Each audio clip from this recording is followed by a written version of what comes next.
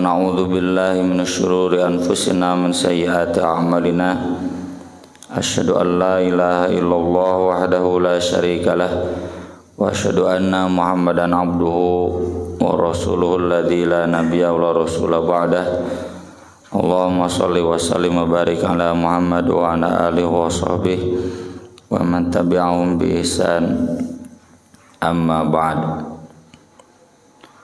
Surat An-Nisa ayat 2. A'udzu billahi minasy syaithanir rajim.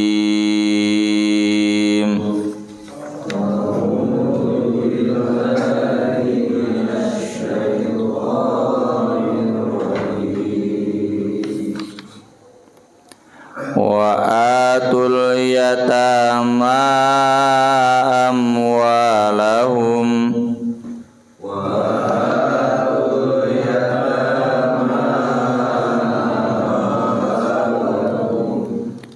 wa la tatabaddalul khabitha bit-thayyibi wa la ta'kulu amwalahum ila amwalikum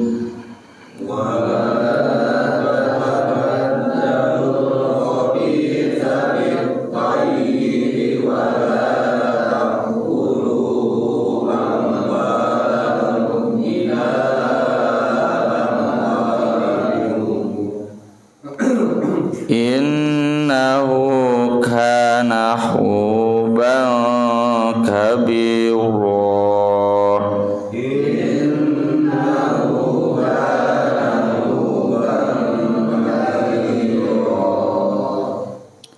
Wa in khiftum alla tuqsitu fil yatama fankihu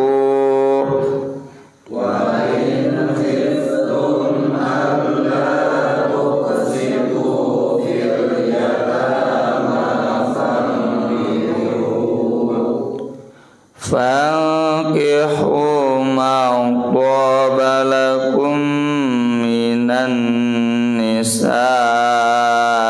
mathna wa thulatha wa ruba'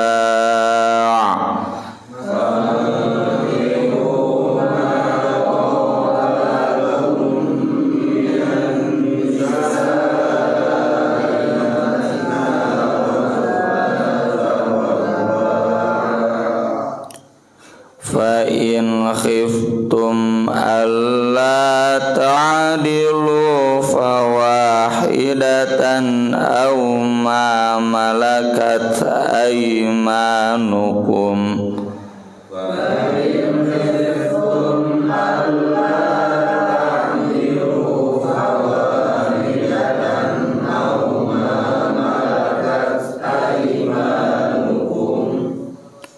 dzalika adna alla ta'ulu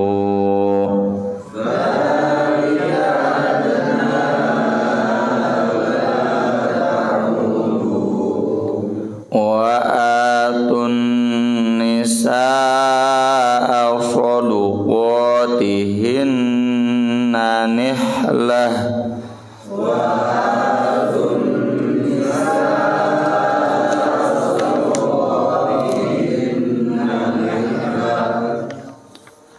fa in tibna lakum an syai'im minhu nafsan fakuluhu hani'am mari'ah.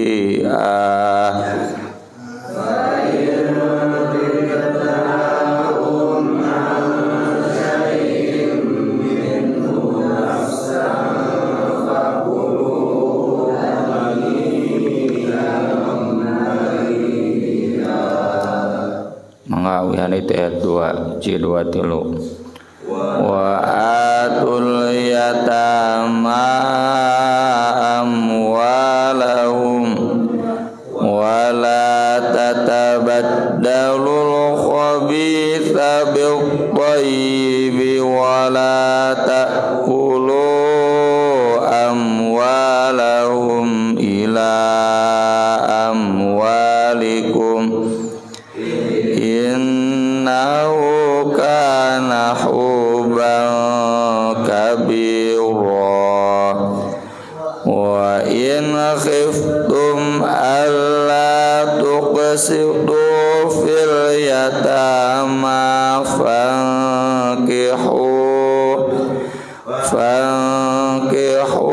ma taba lakum minan nisa'i mathna wa thulatha wa ruba' fa in khiftum alla ta'dilu fawahidatan aw ma malakat aymanukum dzalika adna alla ta'ulu wa atun nisaa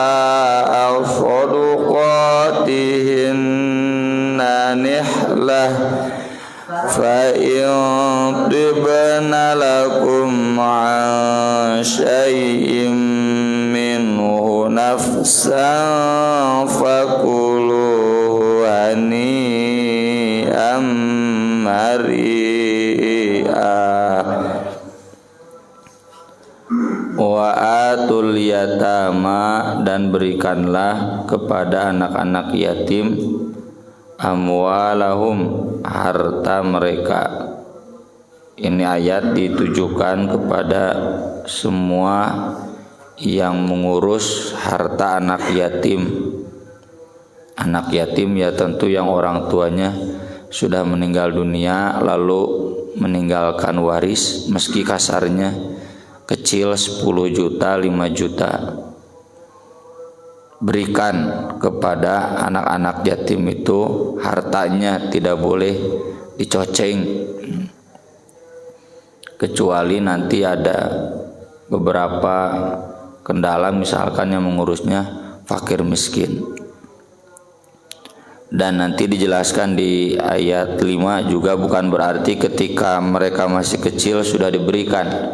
Maksud diberikan itu hatta yablughu asyuddah, ya, sampai mereka usia dewasa. Nanti udah usia dewasa, fa in anastum minhum rusdan fadfa'u ilaihim amwalahum. Jadi perintah berikan kepada anak yatim harta mereka nanti sesudah mereka dewasa. Dan dalam ayat lain, wala taqrubu malal yatim illa billati hiya ahsan hatta yablugha asyuddah. Jangan berani-berani mendekati, nyoceng ulah, amankeun we nya mun disimpan di bank ke secicing etong mikiran aya duit eta, ya. Jangan berani-berani mendekati. Wala tatabaddalul khabitha bithayyib, dan jangan kalian mencampurkan antara yang buruk dengan yang baik. Yang buruk itu yang haram dengan yang baik, dengan yang halal. Maksudnya kan harta anak yatim ini haram. Kan tadi wala taqrubu malal yatim. Yang halal itu harta kita. Jadi harta anak yatim dan harta kita jangan disatukan pengelolaannya. Nya dina rekening nasarwa oge tetap dipisah, ada catatannya. Berapa harta waris anak yatim, berapa tidak termasuk. Kalau saya mengurus anak yatim harus beda itu rekeningnya. Mana rekening buat anak yatim, mana rekening pribadi saya. Jangan dicampur. Kecuali kalau memang darurat, sebagaimana sudah dibahas dulu di surat Al-Baqarah, yas'alunaka 'anil yatama qul islahul lahum khair. Nah ini islah ini. Jangan dicampur-campur, ini islah khair. Tapi wa in tukhalituhum, kalau kalian berinteraksi, bercampur serumah, makan bareng, tidur bareng, caina bareng, listriknya bareng, fa ikhwanukum fiddin, maka statusnya saudara seagama. Tapi tetap wallahu ya'lamul mufsida minal muslih. Allah tahu mana yang istilahnya itu naon sambil menyelam minum air. Pancen aya anak yatimna ngilu dahar di urang, padahal porsi anak yatim satu porsi. Tutu nama harta anak yatim diambil jadi untuk 5 porsi. Ya, jadi nafkah dia diambil dari harta waris anak yatim. Kecuali kalau memang betul-betul susah, ya, kalaupun bercampur tetap jangan mempunyai akhlak mufsid, harus punya akhlak muslih. Walau sya'allahu la'anatakum, kalau Allah menghendaki pasti dia memberikan aturan berat, sama sekali nggak boleh. Jadi harta anak yatim itu harus aman, sama sekali nggak boleh dicoceng.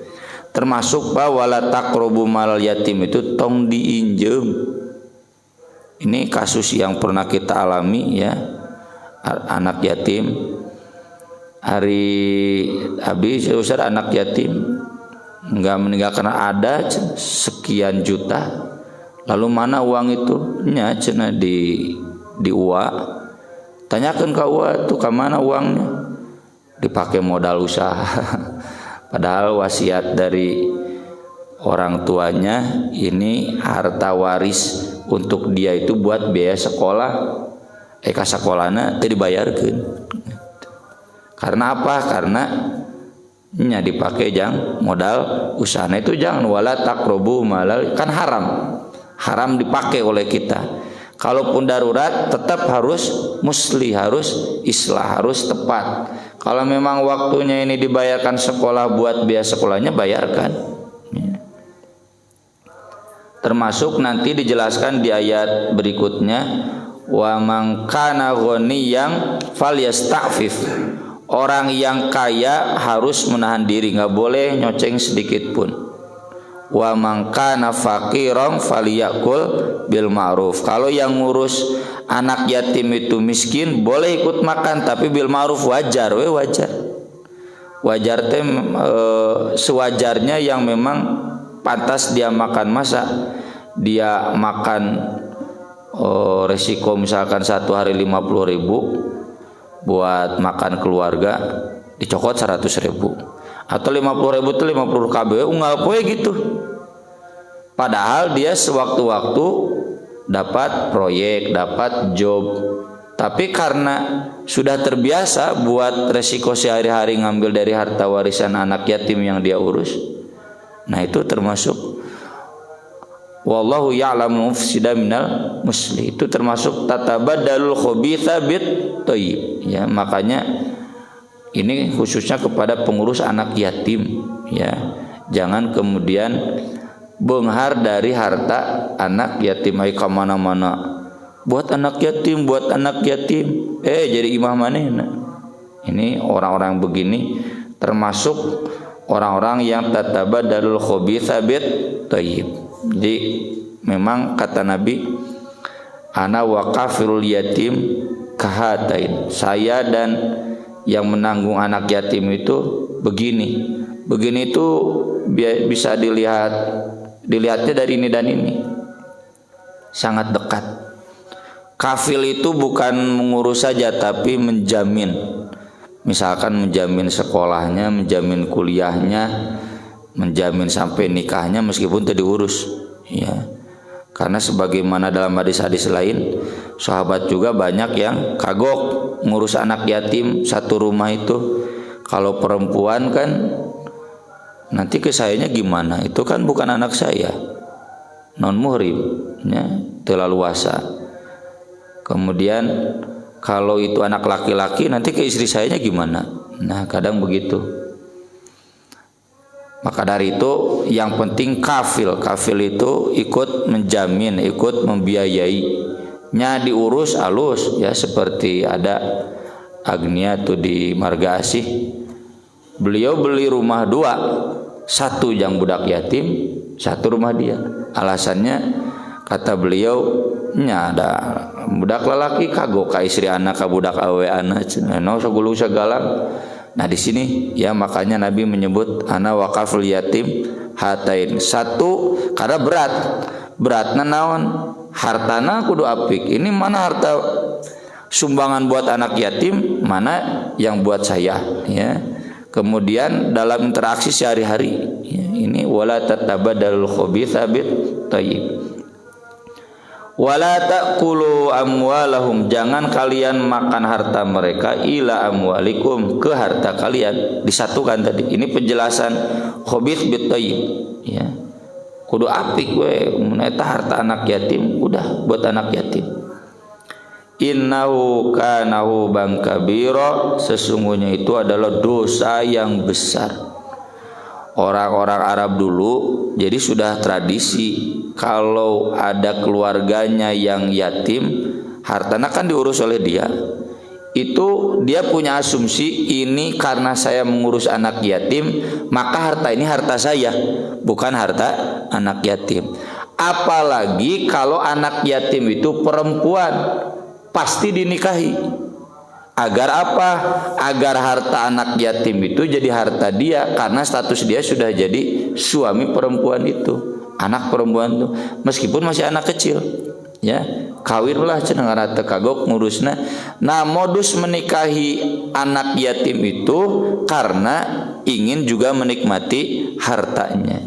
Maka dari itu dilanjutkan, wa in khiftum, jika kalian takut alla tuqsitu, tidak bisa berbuat adil fil yatama, dalam mengurus harta anak yatim. Ini kan ditanyakan oleh Urwah ke Aisyah, ke bibinya, apa maksud anak ini, kenapa ayat poligami dikaitkan dengan anak yatim? Ya karena modusnya, modelnya, tradisinya di zaman jahiliyah itu kalau ada anak yatim perempuan udah dinikahi. Tujuannya apa? Tujuannya agar bisa ikut menikmati hartanya. Nah, ini orang Islam sekarang ada anak yatim perempuan, pan tadi teh kararagok, nya nggak usah kawin. Nah, tapi dia ragu, apakah saya menikahi anak yatim itu betul karena cinta atau karena ingin menikmati hartanya. Nah, ada keraguan itu, ada ketakutan itu. Maka kata Allah, fankihu, nikahilah ma qabalakum, yang thayyib bagi kalian. Thayyib bagi kalian yang kalian cintai, minan nisa, dari perempuan yang lain. Jadi kalau kamu poligami, modusnya, modelnya karena ingin menguasai harta anak yatim, atau takut nih saya ini betul menikahi atau poligami itu karena cinta atau sebetulnya karena ingin hartanya. Nah, maka kalau begitu lebih baik nikahi perempuan yang lain. Jadi ini memang konteks wa in khiftum alla tuqsitu itu poligami. Daripada poligami ke anak yatim, mending poligaminya ke perempuan lain yang bukan anak yatim. Gitu maksud ayat ini. Dan Allah membolehkan bisa 2, bisa 3, bisa 4. Wau di sini bukan wau dan, lamun dan mah jadi salapannya yang subur teh teman. Konon pemajikanna salapan ditanya ku MUI, apa dina Qur'ana ge 2 dan 3 dan 4, jadi salapan. Nya Ji Samsu ya. Inna roko ngarokona Ji Samsu tak kudu ngamalkeun ayat ieu. Minan nisa'i matsna wa thulatsa wa ruba. Wa di sini bukan dan. Dannya dan pilihan. 2 dan atau 3 dan atau 4. Ini dikuatkan oleh hadis-hadis Nabi banyak. Ada sahabat yang masuk Islam istrinya 10, kata Nabi pilih 4. Kuma milih nama atau balaku, sisanya wajib diceraikan. Ya kayak yang subur dulu, ku yang bilang sudah dipatwa ceraikan. Pertanyaan ari eta anakna kumaha? Anak mah ada biologis kaitanna, ya. Jadi anaknya tetap sebagai anaknya, dan kalau dia meninggal dia tetap berhak mendapatkan waris meskipun dari istri yang kelima, yang keenam anu batal pernikahanna. Kemudian fa in khiftum alla ta'dilu, jika kalian takut tidak adil, fawahidatan, maka cukup satu saja, au ma malakat aimanukum, atau yang dikuasai oleh tangan kalian. Maksudnya hamba saya itu yang asalnya tawanan perang lalu dimiliki, nah maka itu hamba saya, bukan TKI bukan tawanan perang, ya, bukan pembantu, bukan, harus dari tawanan perang hamba saya itu. Nah, ayat ini oleh Imam besar Masjid Istiqlal dulu dalam kasus poligami agim, ya, dinyatakan sudah ternasakh oleh surat An-Nisa 129. Karena kata Allah, walang tastati'u an ta'dilu bainan nisa'i walau harastum. Ai walan tidak akan pernah, kalian tidak akan mungkin mampu adil meskipun kalian ingin. Tadi kan kata Allah, jika kalian takut tidak adil, maka istrinya satu. Lalu di ayat 129, kalian mustahil adil, tidak mungkin bisa adil. Oh, cenah berarti pemahamannya ayat yang membolehkan poligami itu langsung dinasakh pada saat itu juga, beberapa waktu itu juga, dengan ayat 129. Karena manusia tidak bisa adil, maka berarti istrinya wajib satu, nggak boleh dua. Tentu pemahaman itu keliru. Kenapa? Tuluy keuna tuh, yang dimaksud tidak mungkin adil itu fala tamilu kullal maili fatadharuha kal muallaqah. Jangan kalian berat sebelah, terlalu condong ke salah satunya, terlalu condong, kullal mail teh secondong-condongnya, fatadharuha kal muallaqah, lalu kalian meninggalkan istri yang pertama atau yang kedua seperti yang digantung, ditarik hente, diulur hente. Pan lagunanya lagu saha? Lagu dangdut siga digantung. Jadi bukan berarti tidak mungkin adil kemudian haram poligaminya. Yang dimaksud ayat ini, kalian tidak mungkin adil secara hati, tapi secara fisik harus adil. Jangan sampai hati tidak bisa adil, kemudian secara dohir, secara lahir juga tidak adil, ya. Kalau memang tidak boleh, berarti sejak zaman Nabi tidak diamalkan poligami. Faktanya diamalkan, semua sahabat poligami, termasuk Ali bin Abi Thalib yang semula dilarang oleh Nabi. Kata Nabi, saya enggak tega, ya, anak saya merasa sakit karena poligami. Silakan Ali, pilih anak saya atau pilih anaknya Abu Jahal, lepaskan anak saya, ya. Tapi saya tidak bermaksud ini la uharrimu halalan wala uhillu haraman. Sudah pernah kita bahas di Bulutin At-Taubah, judulnya ketika Fatimah menolak poligami, ya. Jadi saya bukan menghalalkan yang haram, bukan mengharamkan yang halal, cuma saya nggak setuju saja, gitu. Dan Ali pun kemudian membatalkan poligaminya. Tapi sesudah Nabi wafat, kemudian Fatimah juga wafat, Ali kemudian poligami, menikah lebih dari 2 istri. Makanya banyak anaknya, bukan Hasan Husain saja, ada Muhammad bin Al-Hanafiyah yang jadi, ada sekte Syiahnya khusus, ya. Itu hanya sebagai pelajaran, ya, bagi bapak-bapak yang mau poligami. Panawa di namanya golongan sieun itu. Jadi harus badami poligami teh, badami jeung mertua, badami jeung istri. Sekiranya tidak maslahatnya ulah, ya. Kecuali dek jadi siraja tega pek teh teuing, ya. Tapi tetap harus jadi maslahat. Kalau ayeuna nambah istri malah nu kahiji jadi dikorbankan, buat apa? Jeung nu rata-rata aya di usar-usar Persis mah nambah istri teu sararukses, baralik deui kan nu kahiji, ini nu kaduana diceraikeun. Jadi sekali lagi, ayat kalau kalian tidak bisa adil satu bukan berarti ternasakh, tapi harus adil secara lahir. Bagaimana adil secara lahir? Ada pembahasannya khusus di Bulughul Maram, sudah kita bahas di kajian malam Jumat ya. Yang pertama jadwal gilir. Jadwal gilir itu jadwal bermalam. Itu adil, satu malam sewang. Kalau Nabi itu muter 9 istri itu satu malam sewang. Tiap asar sampai maghrib Nabi berkeliling ke semua istrinya.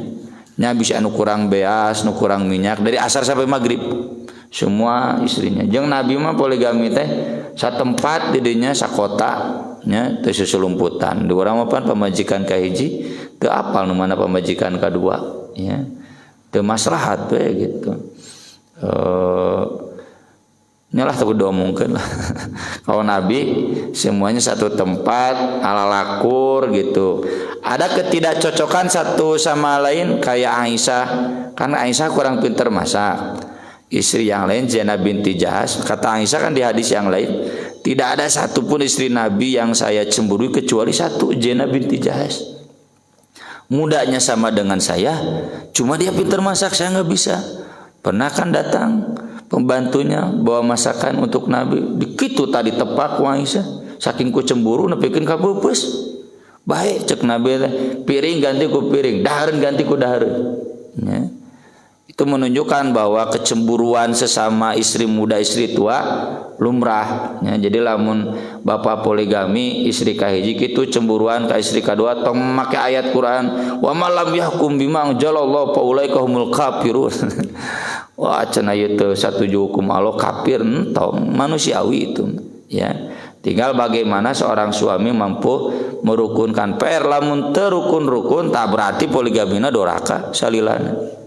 Ya, harus merukunkan. Kan harus adil. Adil itu berarti termasuk salah satunya rukun.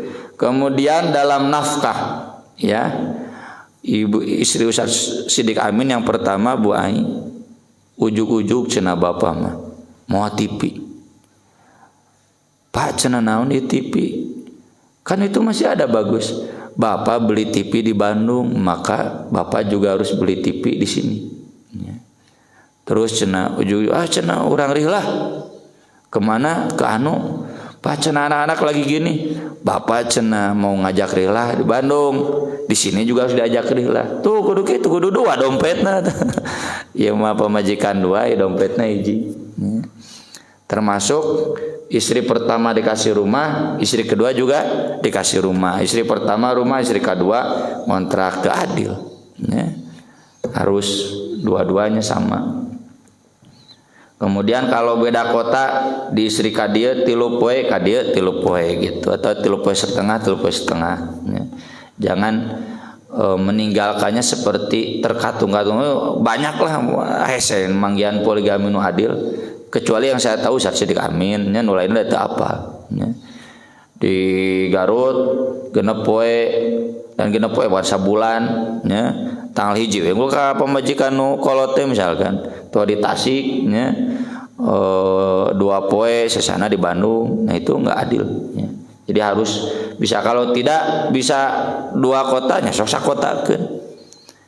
Itu salah satu wujud berusaha adil. Nah, kalau tidak bisa begitu geus we atuh nya hiji matak naon cek ibu-ibu ge hiji ge can beak jeung moal beak. Zalika adna itu lebih baik Allah ta'ulu kalian tidak melebihi batas. Ali-ali itu kan tinggi, tidak berlebihan. Nah, ini menunjukkan hati-hati bapak-bapak ya yang poligami jangan motifnya ta'ulu. Hayang nembongkeun saya beunghar, hayang nembongkeun saya hebat, enggak ya. Tinggal itu Haji Asep di Burujul.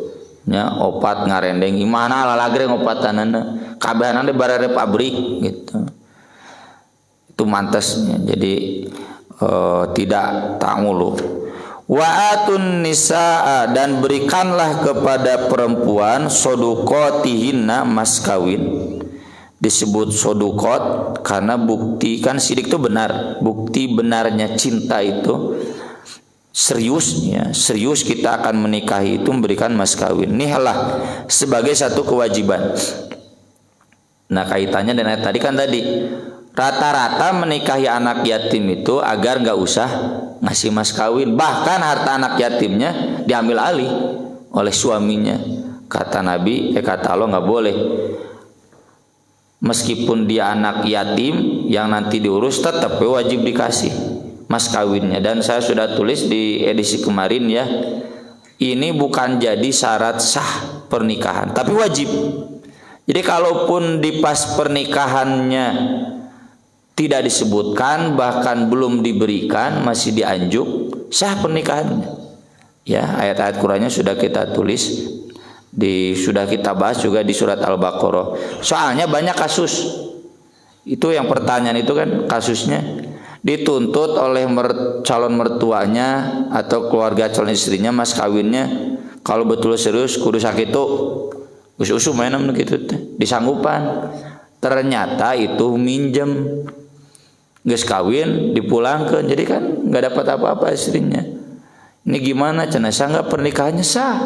Dan pernikahan mah tidak harus ada mas kawin, cuma mas kawin itu wajib diberikan, dianjuk. Berarti itu suami itu karena buktina geuning emasna meunang nginjem, ya berarti dia belum memberikan mas kawin, dia harus memberikan mas kawin.